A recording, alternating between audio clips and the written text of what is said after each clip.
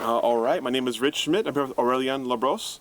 It's August 15th, 2022. We're at the Grochau Tasting Room in Amity. Aurélien, thank you so much for joining us today. Thank you for having me. First question to get you started is why wine? So why wine? Probably because of two things, which are like nature and food. When I was like younger, I wanted to be a chef. And I think at the time I was like, it was about being 15, 16, and it was like, that was a big move to come with that. And I don't think I was ready. So I did other thing, and I think now I end up making wine, which is like very similar to me. It's like cooking. It's exactly the same thing, which has also this very important connection with nature. I grew up in southern Burgundy, in a village of about 400 people. So like in the middle of the countryside, and I spent all my childhood in the countryside and bouncing between like my parents' house and being at my grandparents' house, like little farm, and we had gardening and just cooking, and like everything was just like, it has been a big part of my early life. And so food through especially my grandma and my mom. I mean, I started I think I was just like about 10 starting. I think I remember at 12 making my first dish and just plating it and bringing it to my family, and I think it was deviled eggs, and I was so proud, and I was just cleaning the plate and everything. So it's just food has always been, I think, an engine of motivation for creation, an outlet for creativity as well. And so that was early on something that really interested me, and after nature, it's just I love being outside. Like I mentioned, I've been just running around when I was a kid, outside and in the countryside between more field than vines. I'm the first one making wine commercially in my family. But my great-grandparents and everybody around, we had vineyard like that now have been ripped off, but everybody was making their wine. So and wine was always part of food also. I mean, gastronomy and just the pleasure of the table too. We have a big family, and so we were not necessarily, I think, wine aficionados, but we always had an appreciation for wine, and we always had, we had a little cellar. My parents had a cellar, and I think I started to learn more with my oldest brother, that really got into food and into wine, and so it really poked my interest. But it kind of it was in standby for a few years. Until I started my first studies were in communication and marketing, and after a few years I had two directions. It was banking or distribution, and I was that's not going to work, because I don't think that's for me. I learned a lot of things that now in retrospect are very useful for what I'm doing, and I'm very grateful I actually went through this path. And at the time when I arrived at this moment, I had one of my teachers. She was the director of another degree that was actually just the sales, communication and marketing, but dedicated to the wine industry and wine products. And I was this makes more sense. So I did that, and that was kind of my first introduction, really a little bit more in depth with wine. And we started, I was in Burgundy still at the time, and so I had the chance to have terroir courses with Jacques Irigaud, for example, with one of the Amity about terroir, I mean worldwide. And I think when my first class with him, I was whoa, this is amazing, because I always loved this story too, and it's just I figured out that it's just there is science, there is history, and there is just crafting, and it's all here together. But I was not quite yet in the production mindset, and so I started to work for a small estate after my degree in Burgundy, where I was doing some import and export. But they were in south, just near Meursault, Domaine Alexandre, and they were a very small estate. So I was doing sales and export, but I was giving a hand in the cellar sometime, and I went and I started working there like during the summer, like leaf pulling and some little things like, we need some help, do you mind if coming? And I was like, yeah, sure, I'll go in the vineyard. And at the end of my time with them, I was like, my contract was finishing in August, I think. I was like, do you mind? I like to stay for harvest. And this was back in harvest 2008, yeah. And so I did my first harvest with them in 2008. And a week in, I was like, that's it. And just like, I don't want to just sell it and talk about it. I want to make it. Because this is just like, it's just like connected like right away. It's just like the combination of a lot of different things that I really like and love and I'm passionate about. So right after that, in 2008, I went to Chile, contacted my cousin, lived in Chile for about 10 years, and a friend of his, Louis Antoine, was making wine over there, and so I was done with my contract, done with harvest, and I was beginning to think about I want to go and learn more in depth, and I enrolled in Bordeaux School of Wine, and I was starting in 2009 the school, but I had this like 6 months, and I was like, well, I should just like have this 6 months, and I want to just take the opportunity to maybe do a second harvest like somewhere else. So I went to Chile and I did harvest with Louis Antoine, who was like trained in Beaujolais with like Marcel Lapierre, very more like quote-unquote natural wine. I don't like the term natural wine because it doesn't mean much to me. I'll come back to that later. But it's that was my first really also experience in making wine with just solely working with the grapes and really being non-interventionist, but paying so much attention. And I was it was my first like really big trip also. Like, I mean, I went like in Chile, it was an amazing experience, but I really dived into being like really opening up your senses and just really using your best tool, which is your body. And after that, I came back in France, went to Bordeaux. I was the only one from Burgundy in my class, and I will remember always like what I was told at first, like, oh, we love Burgundy, but we prefer wine. And it was like there is always this like little like rivalry between Bordeaux and Burgundy. And I have still a lot of friends back in Bordeaux. I had like amazing years over there, but I went through from starting in the wine industry and in production, going without the book.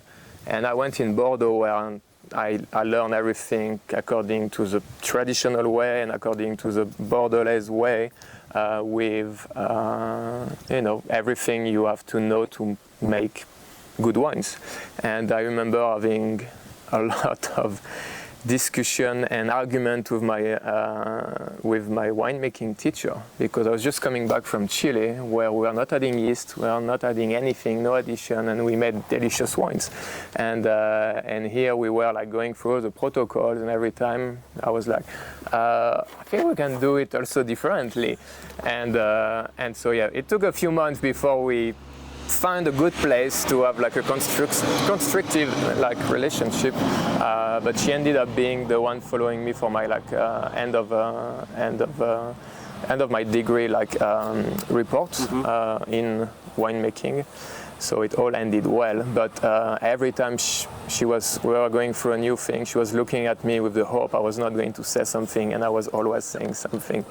And so it made it for very interesting, couple of years in winemaking courses.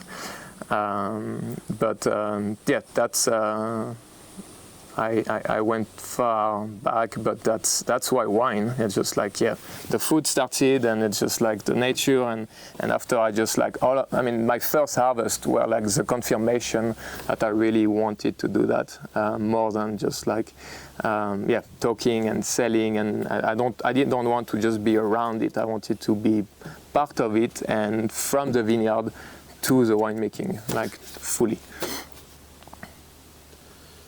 So you mentioned that part of like kind of right away and harvest. Can you describe what it was about your first harvest that was so like captivating? Like why you wanted? What was it about the work? What was it about the atmosphere that made you want to do that for good? So I remember, at this estate, first harvest, it was like the dad and the son that were like the winemakers. I mean, the son had like taken over. But the dad was like, at the time in his 80s, was living 100 meters from the property. So he was coming every day. But like it was a very tiny cellar, and it was like, I remember even the first day I arrived, I don't know what to expect really. I had read and trying to prepare, but like, and there was 2 other people that were working there as like full-time employee and cellar people. And I think we arrived, and I think when I started just like, to see, there is something about their intensity that just caught me, because it was like, okay, the grapes are coming, the tractor is coming, we have like the grapes showing up, and now it's like we started sorting, and after it goes in the fermenters, and the first day was just like, there is so many things. It's just like, I'm never going to get it. But I remember as soon as the fermentation started, and I was showing up in the cellar in the morning, and even being just like in front of the building, it's just like everything was smelling. There was so much stimulation. And I think the overall just like, the stimulation were like really interesting to me. And I was seeing just like the wine in the making just right in front of my eyes. And I was like beginning to grab on just like, so there is a yeast, there is that, the temperature, like, oh yeah, we are not just like going, this is not like, it's not a punch down, we do a pan pour, why do we do that? This first harvest, I was not so much involved in kind of just like testing a lot. I was testing the fermenters, but like, I was so overwhelmed with everything else. It's just like I was focusing on that. But there is something that just like, because I knew a little bit the vineyards also already, where the fruit was coming from, and I knew a little bit of the differences. So I realized also that like I was seeing the differences in the cellar. So this continuity and this relation from the vegetal to the beverage, to the wine, I was like, I can be part of that, and I can actually just like, I can be part of something which is way above and beyond just like the human person behind it. It's just like, those vines were 40, 50 years old, just like so many people worked on them, and I was here making wine, and some wine that were going to be in bottle for people are going to drink it still probably in 10 or 20 years. And again, that was another layer of just like being just like here to help the wine being made, but just like being only a part of something much bigger. And especially in Burgundy also, I think we have a very different relationship to wine as a base of a culture too, and there is not a lot of ego. So that's why we don't have winemaker is not a word. There is no translation in French for winemaker, because oftentimes the people are vintner, and vintner is encompassing just the fact to grow the grapes and make the wine. There's not this separation. And so you can just, a lot of people are just in the cellars and make the wine. It's just like you know who is behind it, but now it has been changing quite a bit. You've always had like names and like people that you know, but there is a little bit, definitely less ego, and I thought like that was also leaving a lot of space for creativity without having to worry about just like what's around, and just like focusing on just like trying to make the best wine. But this first, like it was, I I didn't ask myself twice. I think it was just like, okay, so I'm going to do that. Where can I go? And I didn't want to stay in Burgundy because I wanted to be out of a region with rich region. I love Burgundy and just like I love Pinot Noir. Pinot Noir from Burgundy have a very special spot in my heart. But I was like, I want to start looking at wine from different perspective. And that's why I went to Bordeaux, which was a very interesting experience because I ended up working in Bordeaux for a few vintages. But when I was in France, I focused mainly on vineyards. So I was working in the vineyard, I was making wine, but I was spending most of the time in the vineyards. And in Bordeaux, I worked in Saint-Emilion and in Pauillac. I was assistant vineyard manager at Talbot, where I had a whole year of just working on 240 acres of a beautiful property where I gained a lot of experience. I was 23, I think, when I got there, and I had to deal with people that were at the end of their career, their parents had worked on the same property. And for that too, it was very interesting because it taught me also that you don't become just a manager. It's just you have to know, and it's just you have to work, you have to know what you're doing, and after it's a lot of social interaction, but it's just it's people to people. And this is something that my dad had his company he had this company for 35 years, and I worked a lot with him. He had employees too, so I always I started working with him when I was really young, but I liked also what was in the wine industry too, and especially more in the vineyard because it's a hard work, very hard work, but there is a sense of accomplishment when you take care of those vines that are going to be they're trees, and it's just they're going to go way beyond you. So this to me was also something very important. I learned a lot through my experiences in the vineyards, working with people, managing teams, because it always keeps you humble. And I think this is a base of what we are doing. And when you make wine, you can have convictions, but there is no certitude. And it's just if you begin to have certitude and you think you just got it, it doesn't take long before you get a slap. And it's just whoop, what happened? Oh yeah, hail, frost, just something happened. And it's just we can do only what we can do. It's just there's a big part. Mother Nature is always here and kind of that's what's going to guide the quality of what's going to be in the bottle. But it's requiring also to be in touch with yourself. So to me, making wine is also a great I'm going to learn for the rest of my life. I won't have enough of my lifetime to be good enough or to know enough about wine, I think. So that's also, it's the constant learning. And it's a very, at time can be it's very introspective too. So that's also something that I really appreciate. It's because, sometimes you taste the wine and it's you're off and you're not in a good mood, and it's just okay, at first you're what's going on? It's just this was a great wine. It's just that's why we put it together, and it's just and with time you're okay, we'll come back to it. It's not going to go anywhere. It's just I'm just off, and it's just so it's also this big part of what's behind wine and vineyard. I say wine, but wine to me is wine and vines. It's vineyard and winery. It's a whole. It's the same thing. So it's just something which is very human at the root, and it's about transmission too.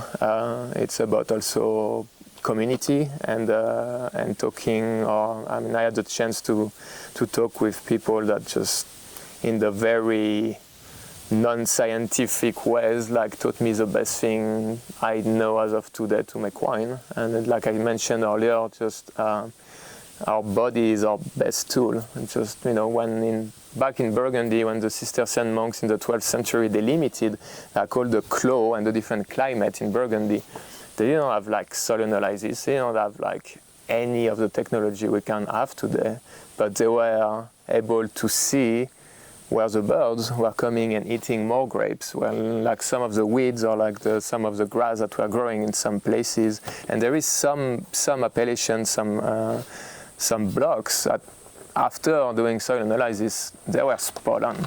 So it's just like to me, I have this little book, which is like 50 pages, that I got after my first class with Jacques Rigaud in Burgundy at the University of Burgundy, and before every harvest I read it every year, because it's just this monk is just saying like the Pinot Noir of Burgundy and just like how to make it, and it's crazy then between the 12th century and the 21st century, 75% of what's in this book, it's just like how we make wine still.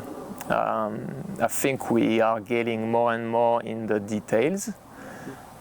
Sometimes we are losing ourselves in like the detail, because the more you know, the more you want to know, the more you can find some things that are not correct according to new standard, and so it's to me it's trying to, there is like, I think it's Yves Saint Laurent, this French designer, that said like, fashion fade, style is eternal. So when you can find a style, when you can find what's a proper way of expressing a terroir or a vineyard, it's just, if you can find that, and you will always fine tuning, but it's just like, it may not please everybody, and you can't please everybody.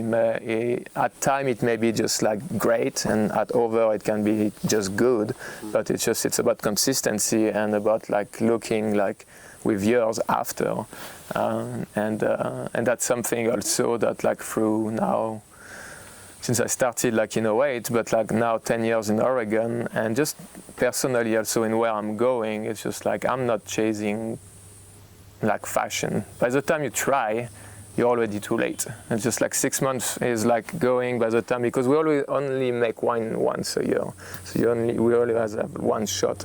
By the time you want to be fashionable, this is over and there's something else. So it's just like, it is just like, and it's very difficult to just always being just trying to be after something, which is, there is already enough evolution in what we are doing.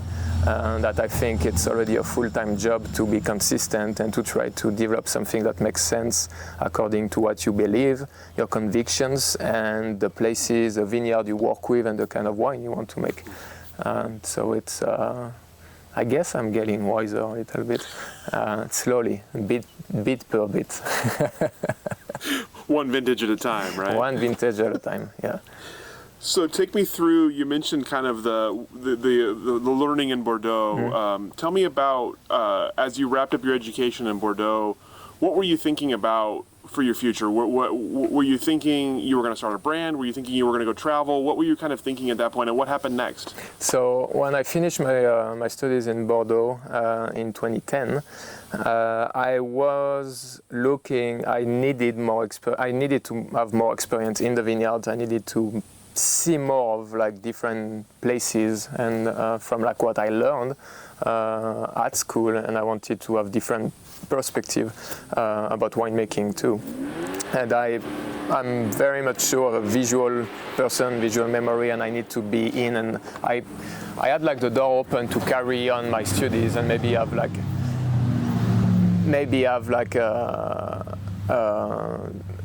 carrying on in enology and doing enologist, of having a diploma of enologue in France, but I was like, for now, with like the degree I had everything I needed to be able to just take care of a vineyard and make wine, and so I was like, I'm going to start traveling, and so I went in 2010. I was in Chile.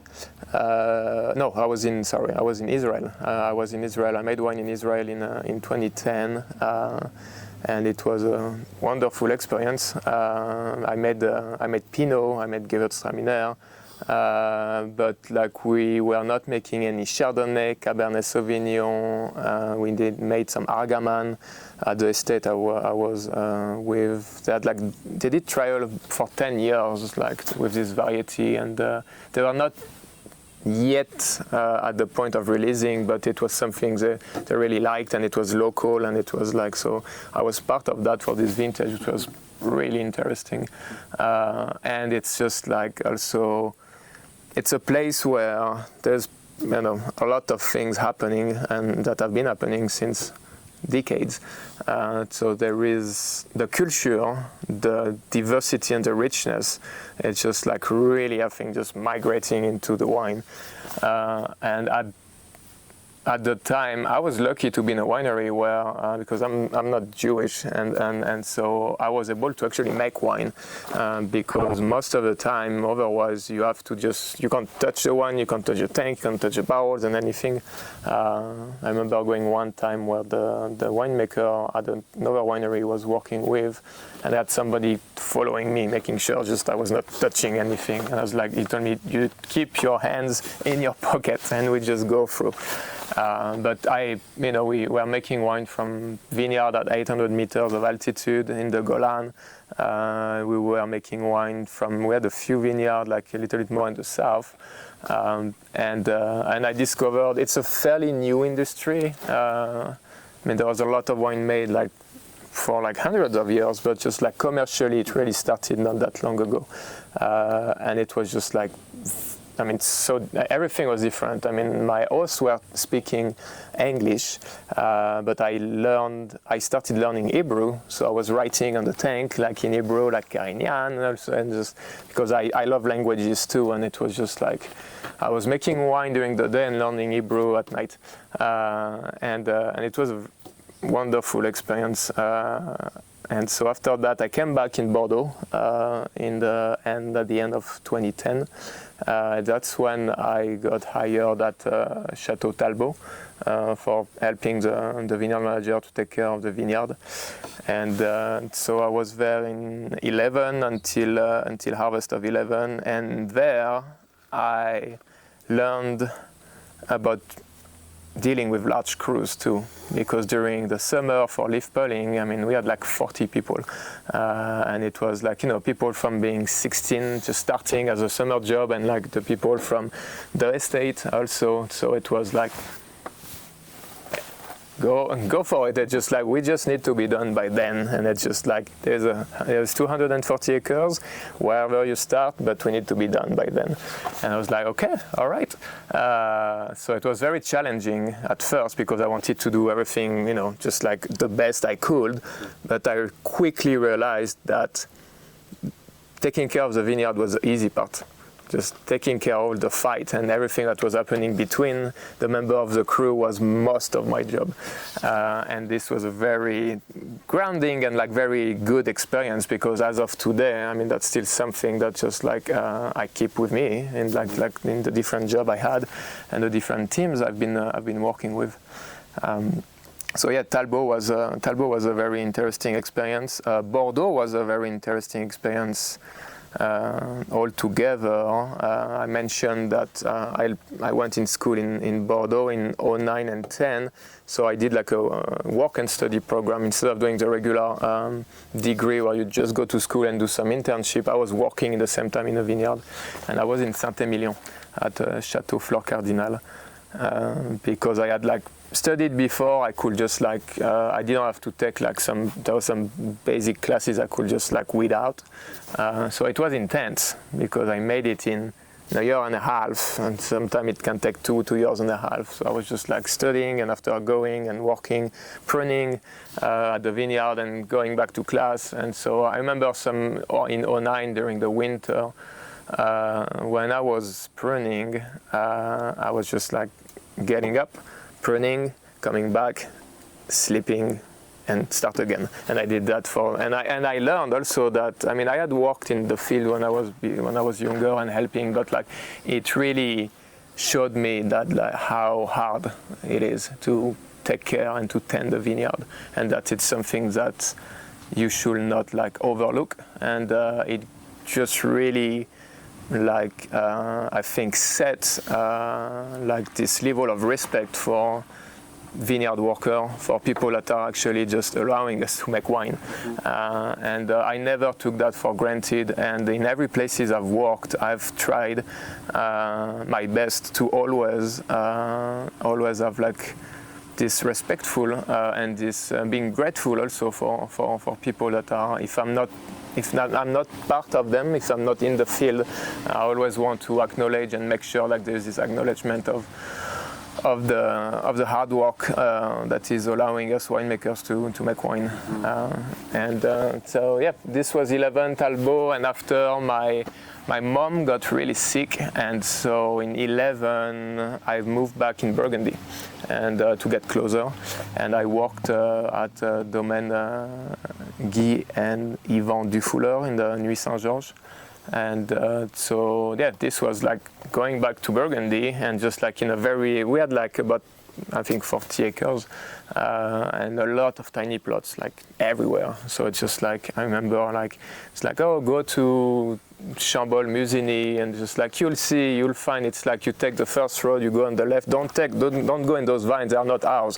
There's 3 row of vines that are ours, and after it's in the other side of the village. And I was like, I'm never going to get it because I came from just like everything was around the chateau in Talbot, and here it was Burgundy. It was just like here, there, and I remember like I did at some point like started working, and my colleague arrived and was like, you're working in the vines of the neighbor, so just come back here.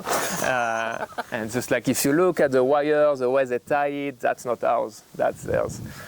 So I came back in Burgundy, and I think after, I'm glad like I worked in Burgundy first for my first harvest, but I was not really involved in the production as I was after going to Talbot and coming back to Burgundy. And I think going back to Burgundy in 11, I really had a better understanding of like what Burgundy wine and vineyard and what it meant to be making wine and growing grapes in Burgundy. And it really, my level of appreciation of my region just like really just like went at another level. And I think from not from the get going, but after this experience, I knew that I wanted to one day plant my own vineyard.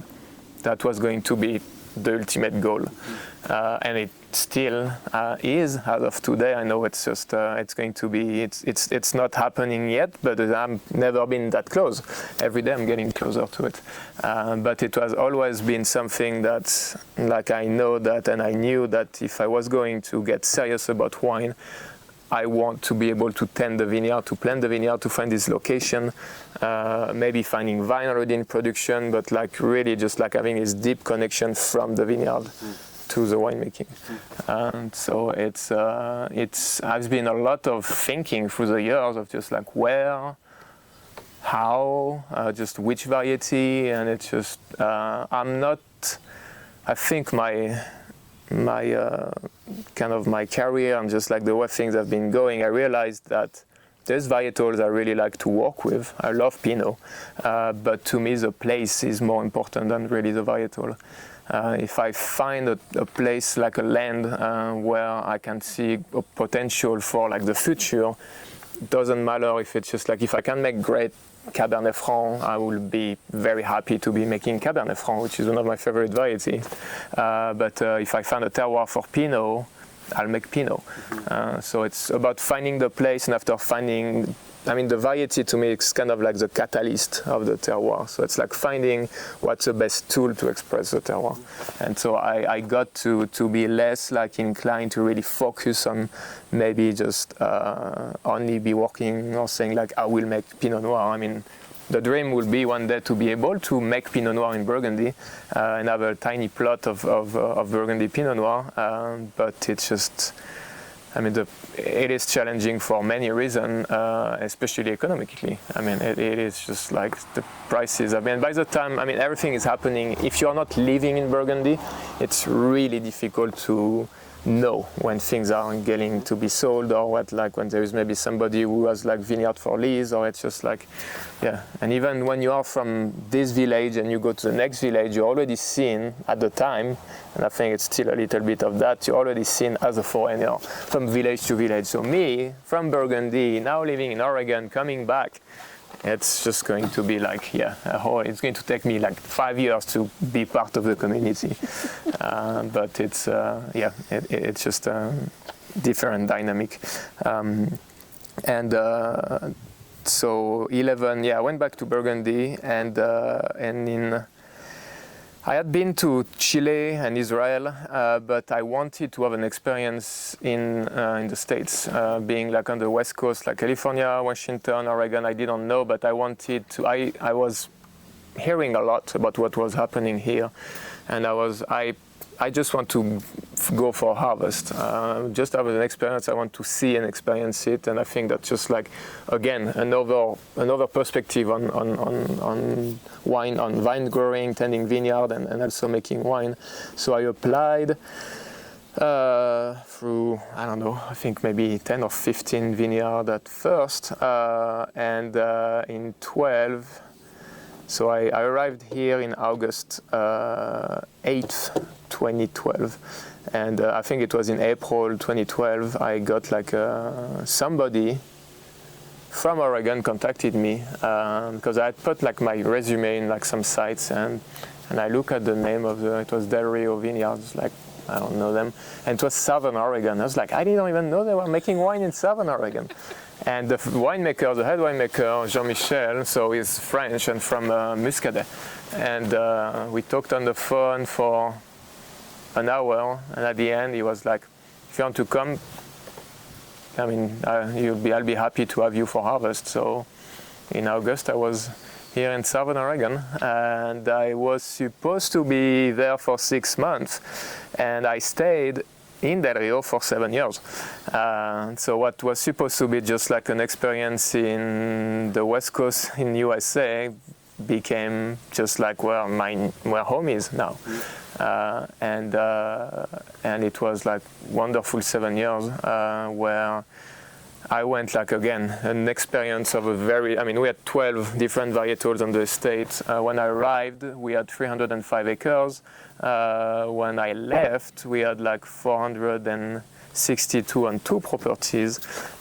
So the winery and the vineyards have been growing quite a bit. But through my time over there and coming as just like a harvest assistant, I ended up just like making the wine with Jean-Michel, like as a really tight team, the two of us, and we did a lot of great things. But I knew that at some point I wanted to reconcentrate on smaller scale and like more of like maybe just like different expression of terroir, and not necessarily not having a large estate. And so when I was beginning to think about like transition, I had met John Grochau in 2015 because he's making wine, and he has been making wine for Terry Sullivan at Upper 5 in Talent in Southern Oregon since. I mean, he sourced fruit from him since 2008 was the first, and he started making his wine since 2015. And Terry is a good friend, and one time it was actually in 2015, he asked me to come for their blending trials. So that's when I met John back in 2015. I was still working at Del Rio, and so we kept like seeing each other every so often. And I think when I was in transition in 2019, and I had talked to Terry, and I think he mentioned it to John, and John contacted me and asked me if I would be interested to come help him and just make wine here in the Willamette. And I was, well, let me think about it.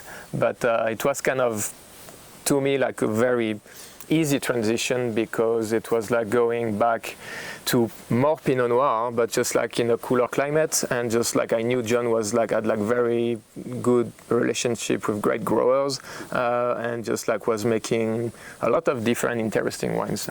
But he was growing, has been very successful, and so the company was growing, and so he needed help also. And I had like more experience in like larger facility, larger like vineyard and larger wineries. And so we were supposed to start in April of 2020. And this got pushed to harvest of 2020 because I took like between December of 19, I took 3 months, I went back in France.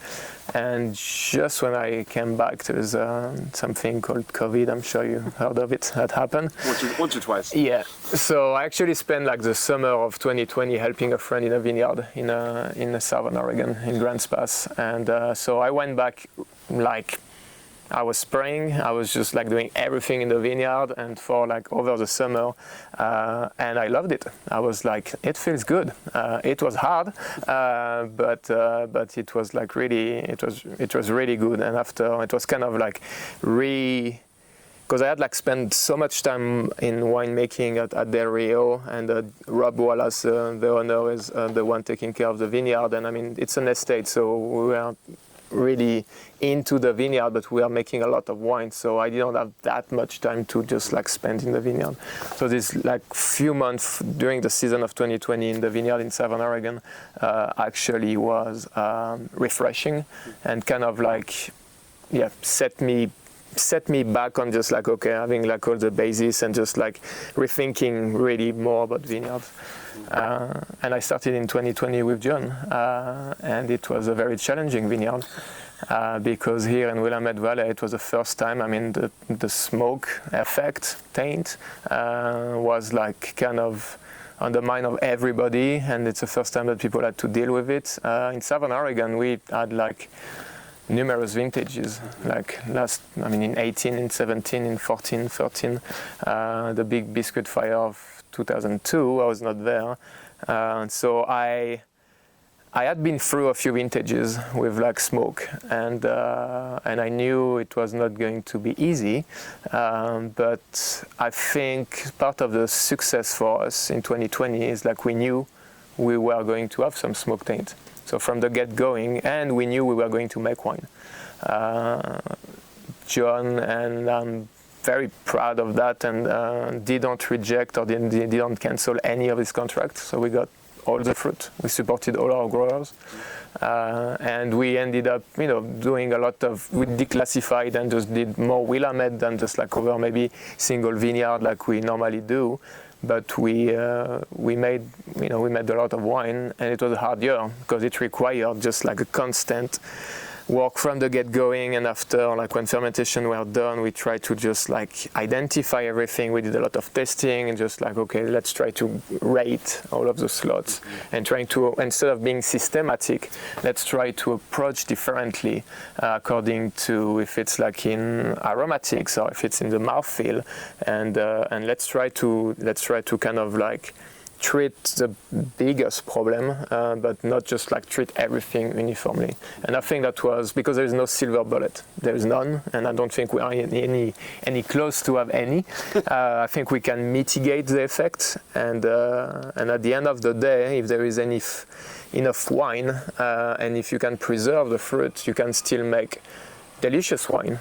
You may not make wine that are going to be aging for a long time, but you can still make good wines. But you have to get on it, and you have to just like try to. The earlier you work, the better it is.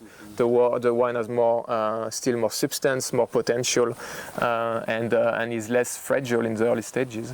But yeah, that was my first vineyard. I had made wine like Willamette Valley Pinot Noir like for years, for custom crush clients. But for my first vintage in Willamette Valley, it was 2020. And so when 2021 arrived, we were just so happy to have so much fruit intensity, and the wine were fresh, and it was like, it's amazing. Everybody, I think every winemaker I've talked to, we are so pumped. to just have so much expression of fruit. It was almost like a perfume. It was like whoa, that's so much. With other challenges, but I think it was. So I consider 2021 being my second vintage, being my first full vintage, being able to really dive in the different vineyard, the different specificity of the terroirs, and being able. We are going to be bottling next week some of our single vineyards. So I'm finishing to just like the last little fine-tuning and kind of prepping them for bottling, and I'm very excited. We made like really good wines, very interesting wine, and I'm really excited about what we made in the Iola Amity Hills. Most of our vineyards we work with are based in southern part of the valley in Iola Amity, and I think they are, to me, what I love about Pinot. It's just like the more of the acidity, the complexity is elegant.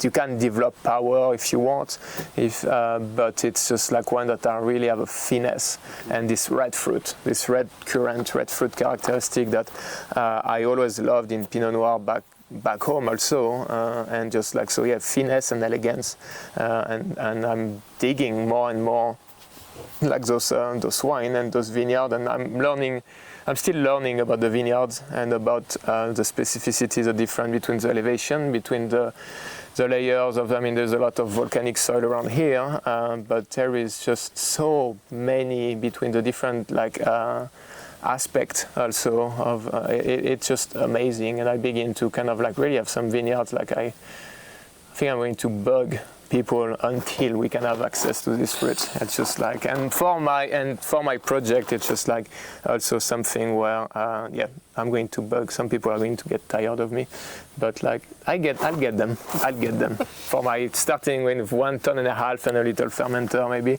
But yeah, I think there is a lot of potential. The potential has been already just like shown, and just like there is already a lot of great wines that have been made here, but I think it shows also that with like the warm vintage, we're having more and more of warm vintage. It's just like, to me, I believe, and that's just my way of looking at it, but I think like Iola can take the challenges of climate change somehow better. I think there's a lot of like higher elevation too, and it's and you can see now like where the new vineyards are getting planted, we're only getting higher. I mean, 10, 15 years ago, it would have been you're never going to get ripe, and now it's just like you're going to be able to keep freshness and still keep Pinot relevant, and I think that's the right direction, and it's just like also a key to kind of maintain making refreshing wine, refreshing Pinot. I'm not interested in Pinot when it begins to be too dark, too rich, too intense. I am an acid freak, and so it's just like that's the same way I approach white wines. But for Pinot, it has to have like this like mouth-watering aspect and this like maybe lighter color, and that's the beauty of Pinot. It's sometimes you look in your glass and it's just like, well, there's no color. I mean, but then you put your nose in the glass and it's just like this like intensity, and those one can age also, and it's just like, so going against like some of the preconceived idea of just like the big wine will age it. No, it's just like it's just like finding the best way for just like Pinot is to me like it's in a crate, and it's just like with pillows, and it's just like you kind of like, it's very temperamental and it's very fragile, but it's just like you need to kind of hold it like, and being very careful. It can go sideways very easily, but it comes also from knowing the vineyards, I think, and kind of like approaching like, between the whole cluster, destemming, and like the kind of aging you're doing. Is it in tank? Is it in barrel? Which barrel? Is it puncheon? We have been starting using concrete with John for like Pinot Noir. We have more concrete coming this year. We are really excited about these vessels, and we have concrete eggs. We have like large fermenter, because to us, like last year, 2021 is a very generous vintage with a lot of fruit intensity and like to me, a little bit of a lighter body, less intensity of tannins. And we found that the concrete really helped to keep some vibrancy. And it's just kind of like encapsulating the freshness of the fruit and kind of like giving a little bit of more of a tightness, just like to avoid the wine in warmer vintage sometimes to get a little bit loose. And it's more reductive as well. And so we are buying another like large fermenter, and I think that's where we're going to go in the future, because it does fit also the style of wine we are after. Those food-friendly wine, vibrant with like refreshing, fair amount of acidity, and just like trying to focus on fruit freshness and intensity.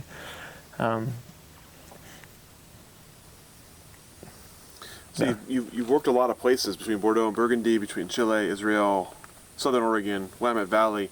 Tell me a bit of a comparison. How does the Willamette Valley compare to the rest in terms of the wines here, in terms of the people making them and the style, and what is it about here that has you excited? So I think the wine in general, I mean, there is no secret recipe in wines. So it's just like we're not reinventing the wheel. So, you know, we are just like dealing with like fermentation and, you know, making grape juice into wine. So it's just like from my experiences, that's also what I saw, and like where I am right now. It's just like if you tell me you have like those secrets, and just like I mean to call BS on that, but it's I think through different regions and countries I went to and made wine in the culture. There's those different cultures that are so important into how people are just like looking at wine and what it means to make wine. Is it just like a job? Is it sometimes just like really something like you're carrying?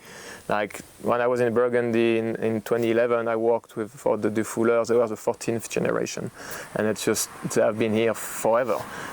So it's just like looking at wine. It's just like, I don't know, it's second nature. It's not a question. It's just like if, and it's just like, yeah, we're going to do it. And so it just really changed the perspective of just like about like how you're not going to do a job. You're just like, you're waking up and going to make wine or going in the vineyards, like you will be taking care of your property, taking care of your house. You will be just like, you cook, you make wine and you cook.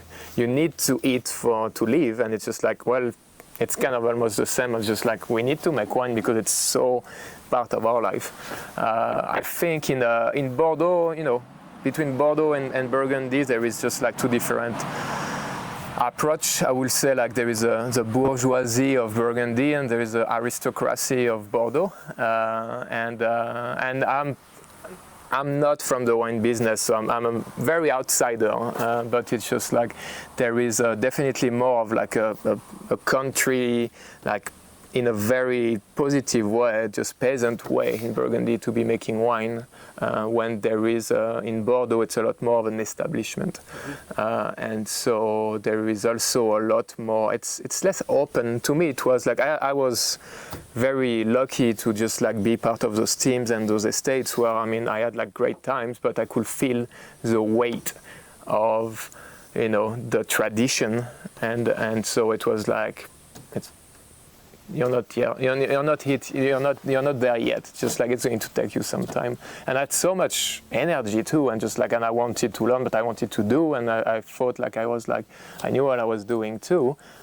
So it's like kind of, this makes me think of that, because when I came back in Burgundy in 11, and after I worked at Dufouleurs, I applied in a few different estates, and there was one estate like a famous and very good house, and I was like, we are two at the last, and I was not like, they didn't hire me because I was too young. I had more experience than the other person, but I was too young, and this kind of like hit me. I was like, doesn't make any sense, and it's just like, I was like, okay, I know I'm going to have to deal with that if I stay also in Burgundy, if I stay in Bordeaux, even though in Bordeaux I think like I would have had more opportunities more rapidly. But this like arrived, and after I started traveling, not really thinking about that, but when I started to go and travel, and I saw that just like it was like so much opportunity, and it was about like, wow, I mean, it's like it's like, okay, let's do it, and it's just like, do you want to carry on? It's just like there is much more. We are making more wine. We really like what you're doing, and just like, let's do it. It was not like, how old are you? And just like, for how long have you been doing that? And it's just like, no, there was none of that. And I think this came also in my travel to see that I learned through the very traditional way, and I'm very grateful for that because it set some excellent basis for me to be making great wine and being a great vintner. But I was also through those training and like those experiences back home, I felt that it was going to be a long way, and I was I was committed to the long way, but I thought that like restraining my motivation was going to weigh on me quite a bit.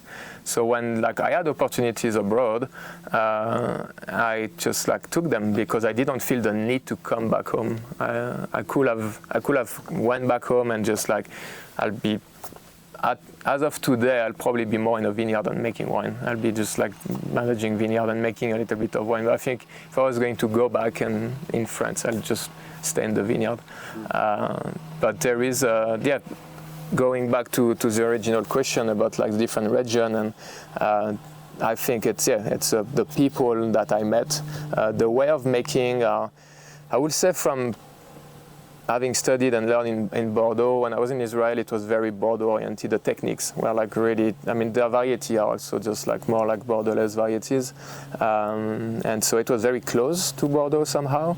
When I arrived in Southern Oregon, I was like, I went to my first tasting. It was the Oregon Wine Experience at the time, and I tasted a range of wines, and I was like, there's a lot of potential, but there's a lot of work to do. And it's just like that was very stimulating for me. And it's just like, those people starting having vineyard, even though if Southern Oregon is just like probably historically where like wine started in the state, but it's a mosaic in Southern Oregon. And it's, I think the challenge and for Southern Oregon as of today is to be able to be a center of attention, but and being part of on the map. And there's some leading like estates that are really just like going for the long term. I have friends that are really making great wines and are like so much involved in just like in vineyard and in viticulture at a very high level. So I still keep Southern Oregon in the back of my mind because I know one day I think I will make wine from Southern Oregon. But there is like, it was like going back to, it's open, everything is possible. When in back home also you have to just like, you have right of plantation, and it's just like you can't plant Cabernet in Burgundy. You can, but it will be just like Vin de France. And it's also something I started to look at was like, I have all these experiences and I have this training and this knowledge to make great wine. And I think here I can see that there is an open or blank canvas, and it's just like I will apply to myself the same standard, and I do, and I always did.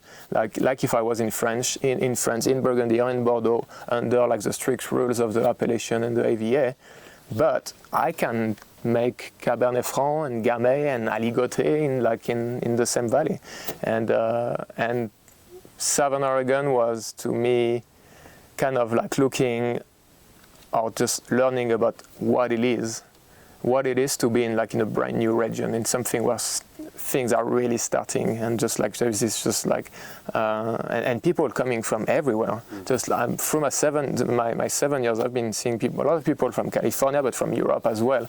So it begins to be this center of attention, and I always had like a close eye on the Willamette Valley, but I think in the Willamette Valley, and that's why we moved here with my wife. We moved like full time here last August, and I was like, I knew that there was this community in Willamette Valley that was also really really strong because when they started, there was just a handful of those people, and they had no choice but to be together. And I think I call them the old guards of Willamette Valley. I mean, are the reason why we are able to make what we do right now. They've been working really hard to establish and to show that there is so much potential and great things that can be done here. So it's like the respect towards that is over generation, but also in the same time looking at what's possible now and how things have been changing. So it's also, okay, how do we keep making great wine sustainably and for the future, and starting planting vineyards for the future generation. And that's I think where, I mean, I'm thinking a lot about that those days, because when I look at land, or when I look at potential vineyard places, or I'm looking in the eastern part of the valley, I'm looking on the coast, I'm looking in places where right now you don't see any vineyard, but the projection we can see, the forecast of how the seasons are going to be, is definitely, we had last year we peaked at 116 Fahrenheit here, and what's the most complicated is not necessarily if it's getting warmer or cooler, but it's just like the more of the succession of those extreme weather events. And I think that's global warming and that's climate change. And we are lucky because we work with vines and they are extremely resilient, more than so many other plants, and much more than human. So we can project ourselves in the future, and it's just like it's always taking a bet, because it's like, okay, we're going to plant Gamay, we're going to plant Aligoté, and it's just like, well, I don't know what it's going to be in 15 years, but what I can do, and something I will focus on a lot when I start looking more deeply or more seriously about plantation, it will be rootstock. It will be just making sure to have the vegetal material that can kind of take just all those changes that are happening. And for the longest time since I moved here, everybody was telling me you don't have to worry about water in Oregon. And it's just everybody was looking south in California, just oh yeah, California drought, we've seen it. And it's just no, Oregon is not safe with water. And it's just it does change dramatically how you approach vineyards as well. In Southern Oregon, there's a lot of vineyards that are irrigated. We're lucky up here, we don't need to. You see new vineyards getting planted with some irrigation, at least maybe for the first few years. So establishment is very important. So even if you remove it after, but making sure those roots are going deep and being established too, just being more resilient again. So I think there is a collective knowledge and experience up here that's really appealed to me, but also seeing that I can make excellent Pinot Noir, but I'm going to be able also to just have other varieties that I think have a very good potential up here. Like I mentioned, I love Aligoté. There's a vineyard we work with that just planted some Aligoté. There is, Cabernet Franc also is something you begin to pop. I made some Syrah last year for a client from the Van Duzer corridor. It was, probably one of the best wine of the year. I like Northern Rhone. It was spicy. It was lower alcohol. Just very elegant and not rich and big. And I was wow. This is amazing. We can do that, and we are more in a place where we will be able to craft elegant expression of Willamette Valley, and that's what I'm going after. I want to carry on making great Pinot Noir, but I'm more and more after expression of Willamette. And like I mentioned earlier, the variety being the catalyst, it's just if it's a great Cabernet Franc from Willamette Valley, it will be a great Cabernet Franc from Willamette Valley. And so I think this to me is very important, because we cannot just think about what we are doing in the short term anymore. We were never really able to, but more so now. It's just we really have to think twice before we put vine in the ground. And we are lucky that people that have been making wine here for a long time and developed vineyard have been also developing and creating this enthusiasm for Willamette Valley wine, for Oregon wine. So we have Oregon is always poking attention, and it's just like there is and when you see now who is moving to Oregon, it's also a very big change. There's a lot of French influence. I mean, from like, the Drouin back in 1987, I think. And after you had like Lafon that came, and you have like Nicolas J. There is like, a lot of people moving from California as well. You had like recently, I think it's Bollinger, like Champagne House, that's like moved in. And so it's just like, it says something when you have so many people from so many different places that are just like coming and merging towards one region. It says about just like, everybody is seeing a potential. But it's just like, I think it's interesting because I'm a little bit less connected to Burgundy than I used to be, but I'm still connected to France, and like I have friends in different regions and we talk, and they have now the challenges than we have had for a long time: the drought, the frost, and so it's the challenges are getting to be the same everywhere. So there's no easy way. There was never an easy way. And like, if you think you're going to get in this business and being able to just like take it easy, and it's never. But it's so stimulating too. It's just like we always say to the people we hire for harvest, for example, it's going to be hard. If you think you know what's hard, rethink about it. It's going to be hard. It's just like non-stop, but it's at the same time it's extremely rewarding because you work hard, but then you see you are part of like this, just like ever going, just like creative, and just like if you are creative, if you are looking for a creative outlet, it is definitely just the right thing. If you want to learn about yourself, this is definitely the right thing too, because you go through the ups and downs between, in fermentation and during harvest, which is, kind of the rush. You're tired, you're just like, you don't want to do it anymore, but there's so much adrenaline. And it's just like, you're in a few months, the wine is made, and after you just fine tuning during aging. So it's just like, it's so exciting, and that's what keeps me going, and I will not do anything else because I can spend time in the vineyard, keeping just like learning about like the plants and relearning and de-learning to better be in touch and really see what's in front of my face. And after for the wine, it's just like we can always try. There's always those little fine-tuning, those little changes. As long as you are willing to say that, okay, we need to try. Let's try it. Let's be open.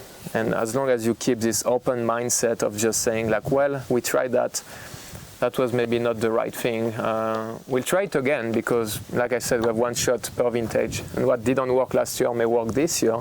But let's try, let's do it. Let's just like, and retest and just like keep track of what we are doing. Wine is a story, and it's just like, it's like an history book, and it's just like keeping notes of just like what happened, when we harvested, how was the fruit, and it's for me also just like this, like body and sensory history too, because you keep. Every year I'm getting better at like testing during fermentation. Every year I'm getting better at being in the vineyard and like nailing the peak, and it's just like. But like I mentioned, I'm kind of a newbie here in the valley, so I've started working with those vineyards, and to me it's just like it's hard to under 5 years. That's my personal opinion, but to kind of really have like a good grip on a site, a good grip on the wine you make, because throughout 5 years you are going to maybe have like a very hot vintage, you are going to have a classic vintage, you may have a very cold vintage, probably have some disease pressure, you may have like an early harvest, a late harvest. There is like, and you can you need to go through the extremes and the different like end of the spectrum, so you can actually create in your mind kind of an idea of what the average can be, and after, okay, what are like something we are always going to do with those sites, and after you adjust. Just like you keep bringing tools in your toolbox. So you start at first with just like a little toolbox you can just like go around by hand, and after you end up with a trailer with just like just so many tools. But it's just like there is always, and you know exactly where they are, you know in which drawers they are, and you know when you need them. It's like the barrels, it's the same thing. It's just like, well, we use this toast and we'll use this cooper, or we'll use a puncheon versus a barrel, and so it's it's just, it's a long, you keep just like, I make always like list of things to do, list of things that need to happen, and my list keep being bigger, and so I'm organizing them. I'm getting better at putting them on a computer and just like going through them, but it's like always, there is always those little details, and it's just like without being lost in the details, but keeping track of those details, because after, if you just like, it's looking at the big picture, I think, and I think that's also one of the most important thing. You need to be able to stop and just like look above or look from a distance at what you are doing, because it's easy to have like a tunnel vision, or just like biking and being like in like the handlebar and you don't see what's happening, and I think it's just but it's just like so demanding that just like sometimes you have to just do one thing at a time and just like looking on this like road, but it's like so when I was in high school I took like in France at the time, which because my nephew and nieces are going through high school now, and I feel like I'm like an old guy because everything changed.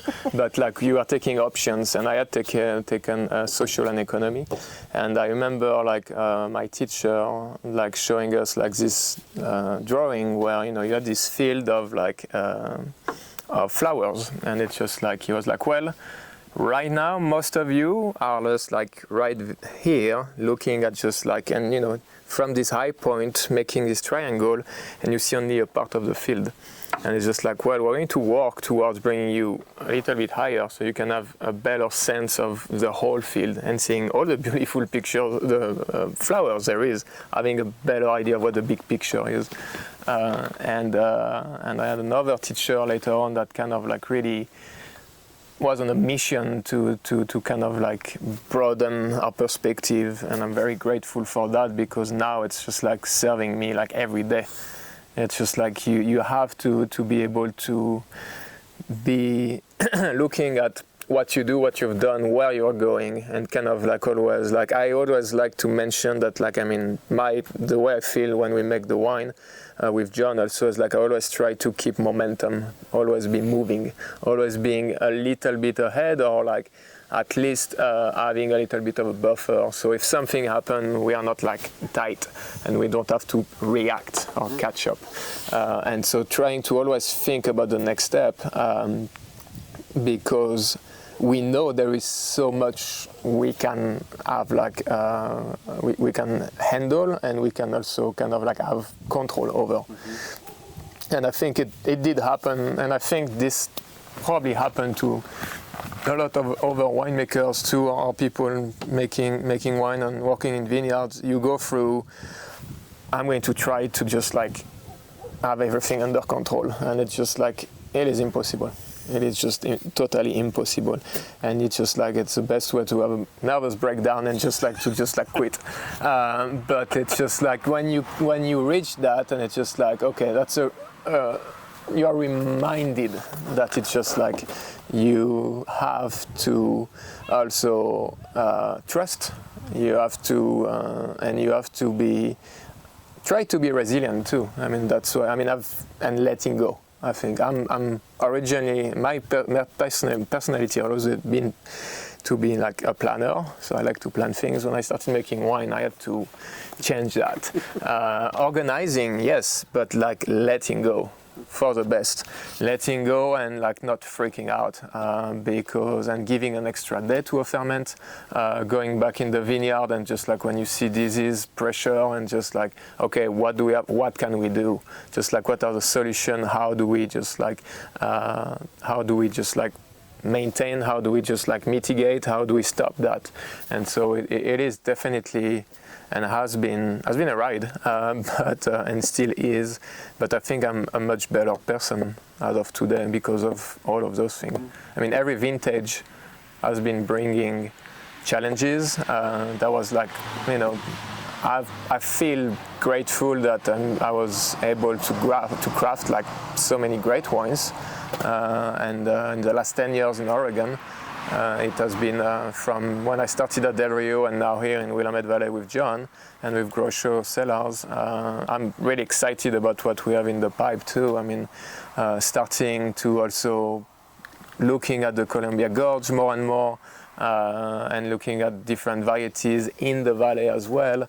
And like I mentioned, I always have my eyes I always have an ear in Southern Oregon. I have a lot of people still I know down there, and so I make sure to keep track of what's happening, because I have some places where right now it's just like field that potentially I want to plant vineyard, and that's the other aspect of just like what's happening right now.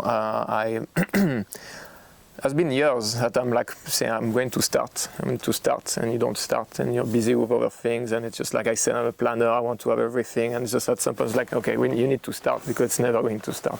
So I have like a contract with a grower in the Van Duzer corridor at Palmar Vineyard where we're going to have the first crop of Gamay this year. So I will start with, I'm going to have a little bit of Gamay under my own brand.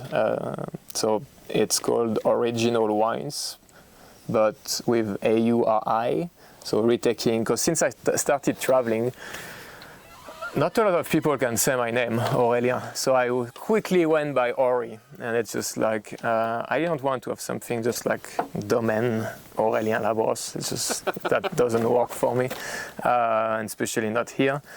But I thought that just like after like thinking back and forth, and it's still on kind of the fine tuning, but there is a sense of, I mean, the origin, always a place of origin, the sense of place. We can call it our sense of place, it's the same to me. And after being original, also the original approach, and so it will be kind of an umbrella under which I will just like make different wines that may be from Willamette, that may be from our region, but the focus is going to be Willamette. And I want to make Pinot, but to me it is just such a variety which is particular that I really need to find something that is exciting, that is different, and I'm going to start at a small label. I don't want to put an extra just Pinot in the sea of Pinot Noir there is. So it's just like I'm going to wait, and if there's an opportunity I will take it, but that's not my focus right now. I'm just trying to find just Pinot Noir. Like I said, I have there's a few places that planted aligoté, and it's just like I'll be interested. Like I love Chardonnay, but it's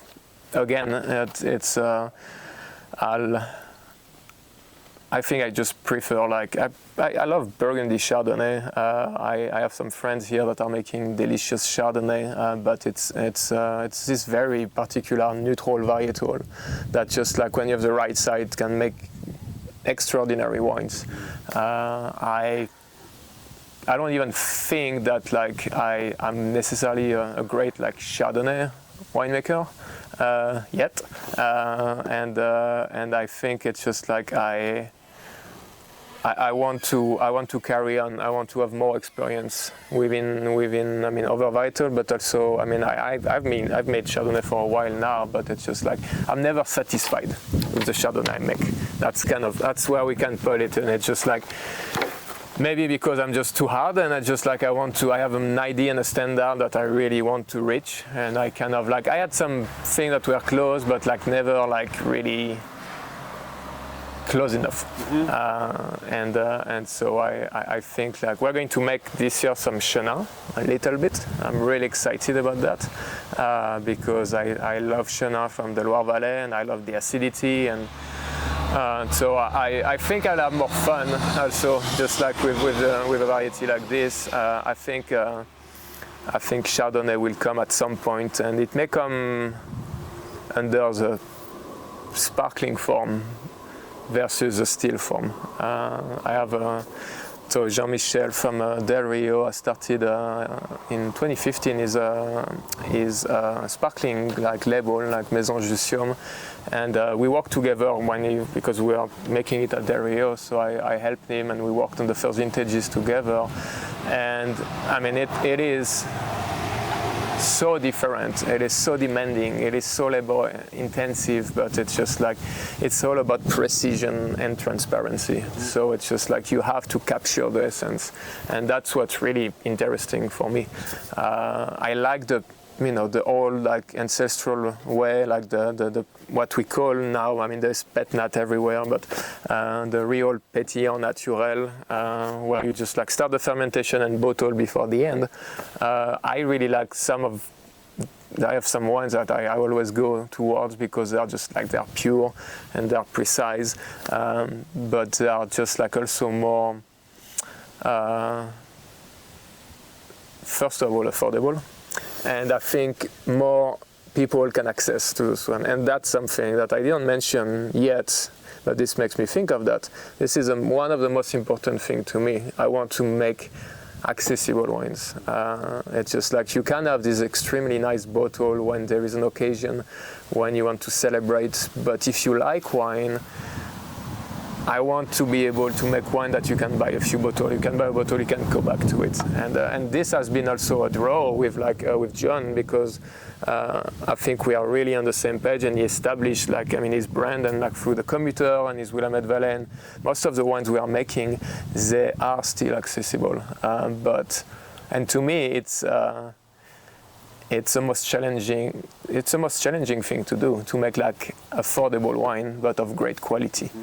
When you have a great site, you really have to mess it up to make a bad wine. So it's just like, yeah, I mean, I can make a Grand Cru, and it may not be like from back home in Burgundy, and if I have access to one of these vineyards, it's just like, if it's not good, it's on me, and it's just 100%, because it's just like, it's given, and you still need to know that, like, the terroir and being able to express, but it's much more challenging to make affordable wine where you have less buffer. I mean, it's just like you try to be also we have the same approach from single vineyard to making our Willamette Valley.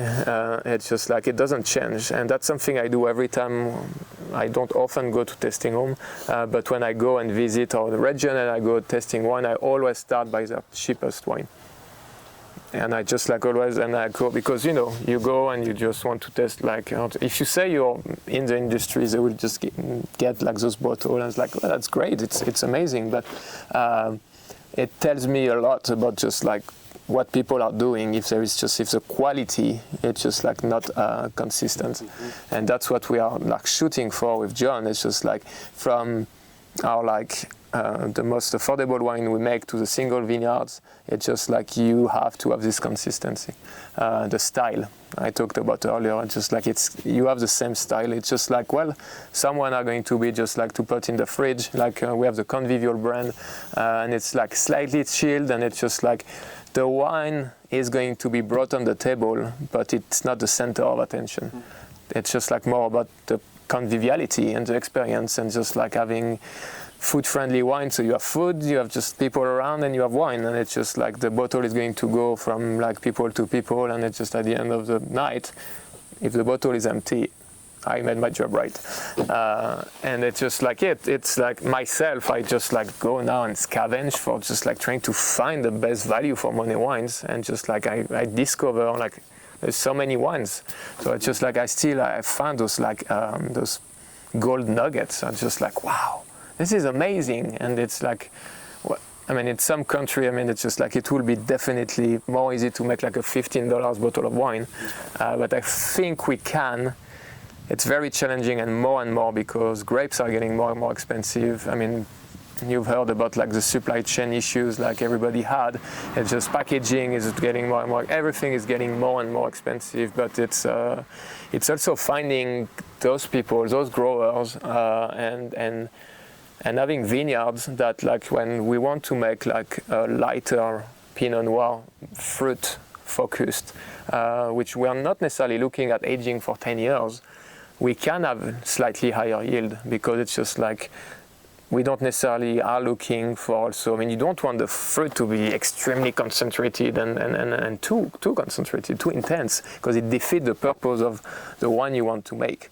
So it's just like, it's, and that's something I know it can be just like kind of subversive, because there was for a long time, like you need to be at 1 ton and a half, 1 ton, 2 ton an acre. This is what you do. You need to stress the vines. And it's just like, I don't think you need to stress the vine. The vine is a wild, like, plant that if you don't just like pull it, like, or you don't try to keep it in line, it's going to go like, I mean, when I was in Chile, we had like those pies, those mission grapes we were harvesting in trees, and they're just going 20 feet up. That's what they do. They want to propagate and they want just to reproduce. So it's just like we already put like kind of like we keep them in rows, or even if they're like in goblet, or just we keep them in a field where they are just like tied to each other. So we already stress them somehow. It's more like, instead of stressing, to me, it's about finding the balance and having balanced and healthy plants. You know, if you have higher yield, you need to make sure you have a great canopy and you have like enough of vegetal around and vegetation to be able to sustain higher yield. If you are, it is not like a one-way.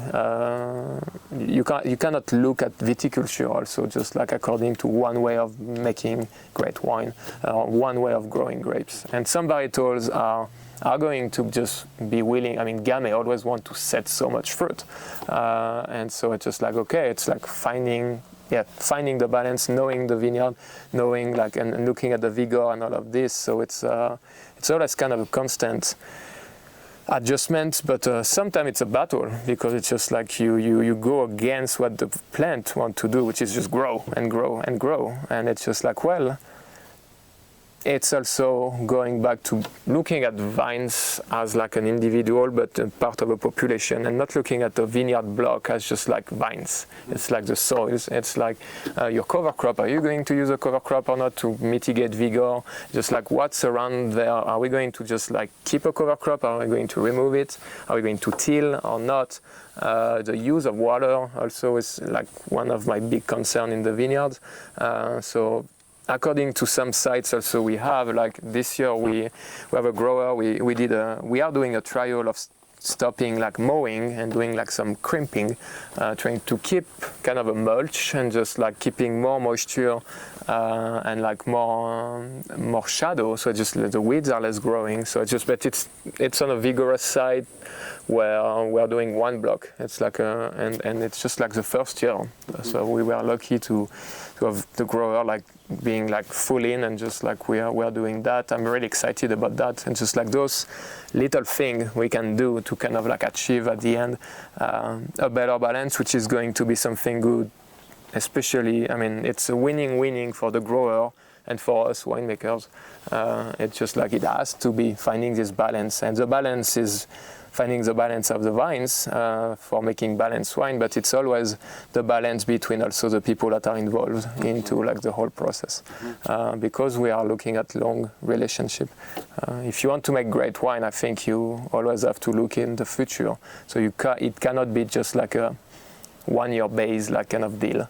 And like also, you know, you're here to support each other, and like in the tough year, like 2020, it's just like we were here, and it's going to be a time when our growers are going to be here and say like, okay, it's just like the yield are really low, just we'll see how we can make it work. So it is detrimental to have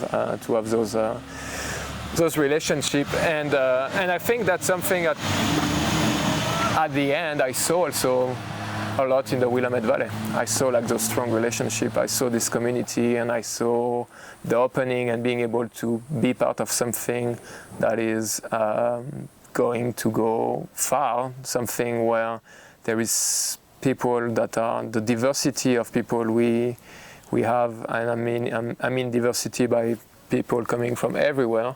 The diversity in the wine industry is like still a work in progress otherwise, and I think we are finally getting better, I mean it's much more diverse than back home, in Burgundy, and it's changing a little bit more everywhere, for the good and for the better. But yeah, I think we have a collective knowledge and collective experiences here that are just like the basis for just only getting better, and that's kind of the goal also, and being able to support more than just like the wine industry, and the people in the wine industry are just a part of the picture.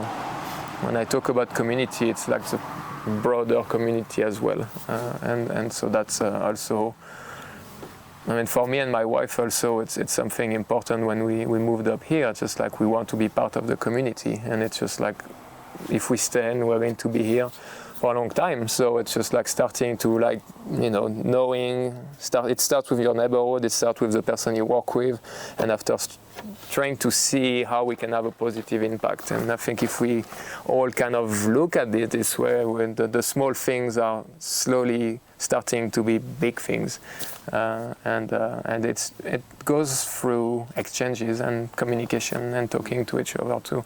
So yeah, I'm talking a lot, so it helps, but it's just, I don't have an issue with that. So it's, and now people can understand me better. So my English is getting better as well, but it's very good. Thank you. Very good. I struggle with French accents, and you're doing awesome. So let me ask you about, you mentioned your new brand, Original Wines. You mentioned starting with Gamay. Yeah. Tell me about sort of what are you thinking with the brand? What do you want to get out of it? And what is kind of do you have a goal in mind, or a kind of a accomplishment in mind? So Original Wines is to me like, it's a start of something that, well, the starting of Original Wine, even if I didn't put it in words, was like when back in 2008 when I started making wine and decided that I found something, and through the years I think I saw how deep the connection was, and then that's through the different years, and through especially my time in Oregon, I think. And when I was in Southern Oregon, it was like I really just like figured out that just like eventually that's how it has to be for me to just close the loop, for just like, and doing like I mentioned earlier, just, you know, starting with the vineyard and making the wine. And so Original Wine, I think, to me is going to be also a place for me to really express what I have to express, and about wine, and about, I mean, it's wider than wine, but I think to me it's definitely a creative outlet, because it's also, it's like the painting of kind of like what I've been doing and what I'm after. I think it's going to me also this conduit for really expressing what wine is about, and that's what I want to do. Being, for example, I always struggle with like words we're using when we talk about wine, like quality, like balance, like, you know, natural yeast and stuff like this, and that's one of the first things I'm going to do. It's just like I will have a glossary of just like, if we talk about quality, this is what I'm talking about quality. That's what I think quality is about. So if we start the conversation, at least we start with the base of knowing in which kind of exchange we're about, and it's just like trying to redefine and recreating the basis of kind of like what I'm going to do later on. And it comes with like, okay, what are my convictions? What are the things I'm after? I want to support also, because definitely I'm going to be working with growers and just like buying fruit and buying grapes before I get to plant. And I want to support people that I think also are looking in the same direction, and want to be like part of the community, support the community, looking at their vineyard and being like kind of more maybe aware of the challenges that we have in terms of resources. And you know, I think I will prefer and to support also. If I could only have organic vineyard, that would be great. But I don't want to put like a stopping point in between conventional and organic or biodynamic, and more so between conventional and organic. I do believe that, and I've worked with people that are like conventional, but that are very much aware of what they do and trying to limit their impact. And it's just like, and it's always a transition, and it's always looking at not being, I don't want to be dogmatic. I mean, of one thing with Original Wine, it's just like we forget about any dogma. We're not here for judging. We're not here to say like we are better than others or we are doing that and that's the right way to do it. It's just like that's how we see it. That's how we see it, and that's like where we want to go. And so I the intention and the attention is more into like the big picture again. But like if you want to be, I think it comes together because people I want to work with are going to, if we work together, that means that we are looking in the same direction, like I just said. And so looking at the same direction looks at potentially looking at having organic vineyard, because in the making and in how you are going to handle, it is kind of like the chart for just going this way.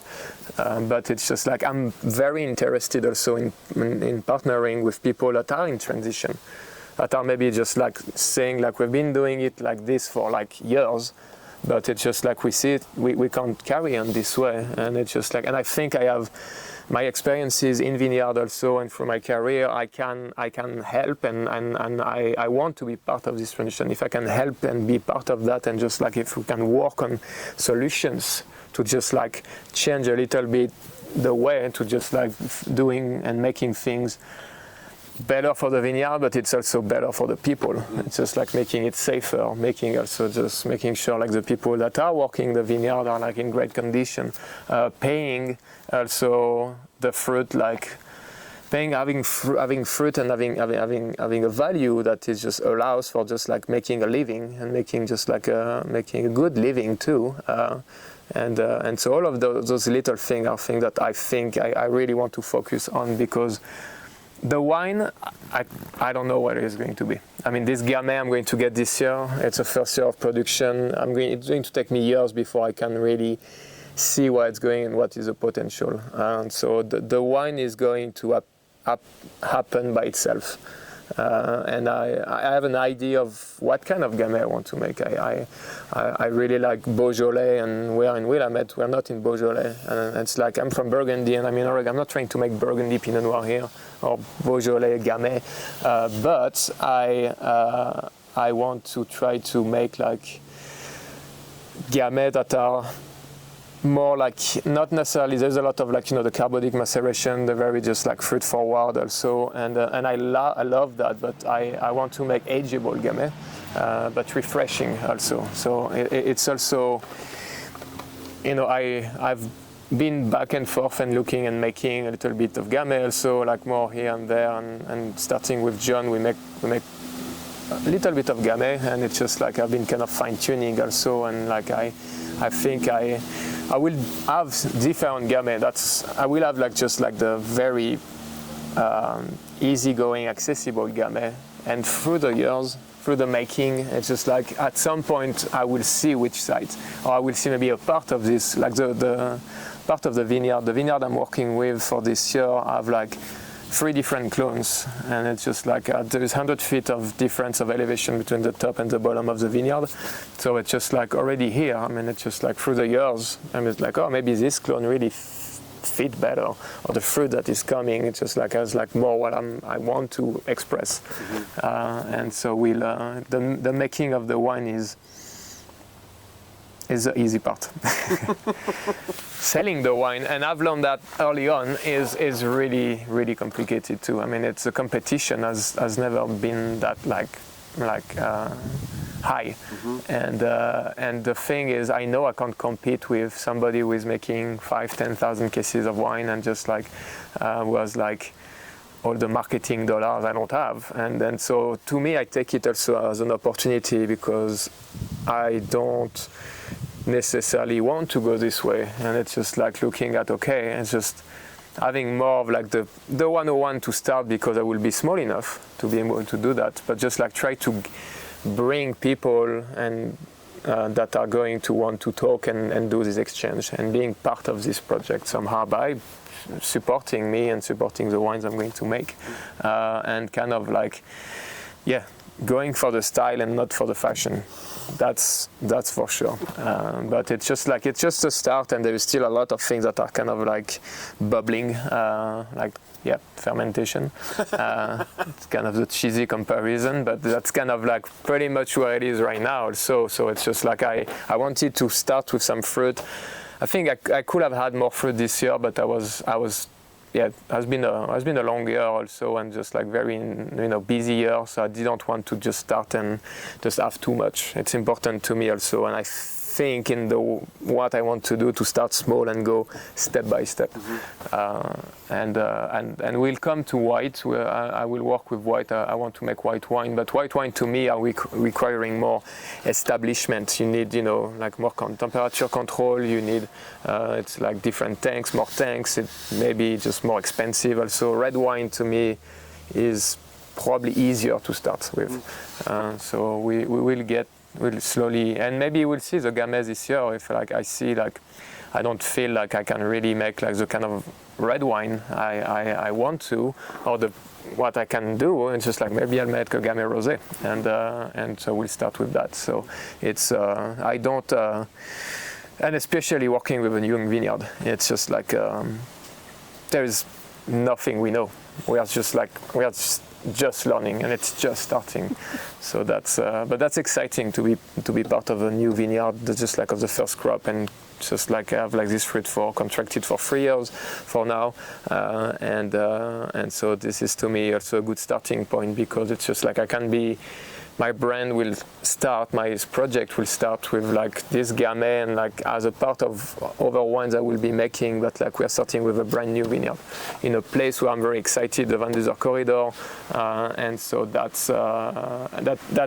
is totally in line with what I was saying earlier about trying to think future and seeing like it's always later, it's always cooler, and I think that's just like where I want to be, because eventually, no matter what, that's already some of the wines I make and the wine I make with John. It's just like we want this freshness, and it's just like we are on the same page on that. And for original wines, it's going to be like this same kind of like of definition for the wine. It's just like this one you just want to come back to. Just you grab a glass, and I want to be able to make a wine also you can have a glass and have a second one, and it's just like not like so intense, and it's just it needs to be refreshing. So yeah, our original wine is still I would say it's on the starting block. My shoes are on, and it's just like I'm on the starting line, and it's just like this year is going to be just like kind of fine-tuning the starting block and making sure the shoes are the good one. And after next year, we'll just like probably go for the race full on. Love it. That's awesome. That's all the questions that I have for you. Anything I should have asked that I didn't? Anything we didn't cover that we should have covered here today? There is just maybe I should say a few words about Oregon in general, because just to wrap up. So I've been here like for 10 years, a few days ago. Happy anniversary. Thank you. And so I spend most of the time in Southern Oregon, but I've been like aware and in the making of some of the wine up here in Willamette since like 2012. And I think that's home for me and my wife. And I think it's a really exciting region. I mean, I just love Oregon in general. I love being in Southern Oregon for the mountains, for like being in like those little valley, and just like being like higher altitude, and being just also in this just like spirit of pioneering. And I think if there is one thing in Oregon we still have this pioneer mindset that is just a great starting place for making great wines, and it's a great place to live, and it's a great place to just make wine and just do the job like we love. And I think that the potential is just like so much more than we think it is. So I'm really excited about being part of like the Oregonian community. Fantastic. Well, congratulations, 10 years here. Thank you. Congratulations on getting your brand getting started, and thank you so much for taking your time today to share your story with us and host us here at this beautiful place. We'll go ahead and let you off the hook. Thank you very much.